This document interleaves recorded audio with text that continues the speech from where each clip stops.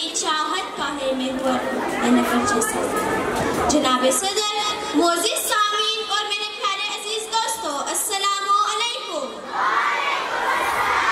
آج میں آپ سب کو اس سالانہ تقریب اور تقسیم انعامات میں خوش آمدید کہتی ہوں. آج مجھے جس موضوع پر لب کشائی کرنے کا موقع ملا ہے وہ ہے کیا ہم اپنے لباس سے پہچانے جاتے ہیں یا اپنے کردار سے.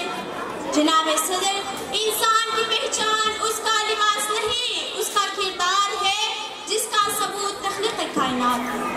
خالق کائنات رب ذوالجلال نے دنیا و مافیا کو پیدا کیا انسان کو اپنے لیے. اس دنیا کو فانی قرار دیا، انسان کو باقی.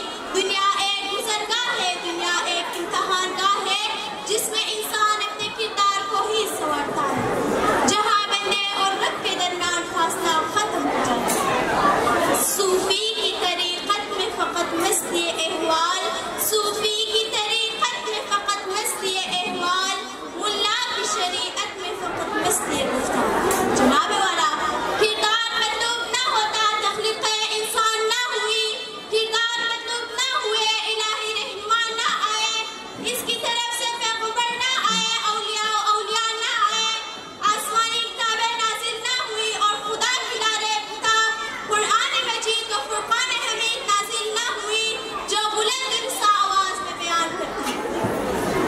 ان اکرمکم عند اللہ اتقاکم. اے میرے بندو، بے شک اللہ کے نزدیک تم میں سب سے محترم وہ ہے جو صاحب احترام، صاحب مقام و مرتب وہ ہے جس کا کردار سب سے اچھا ہو.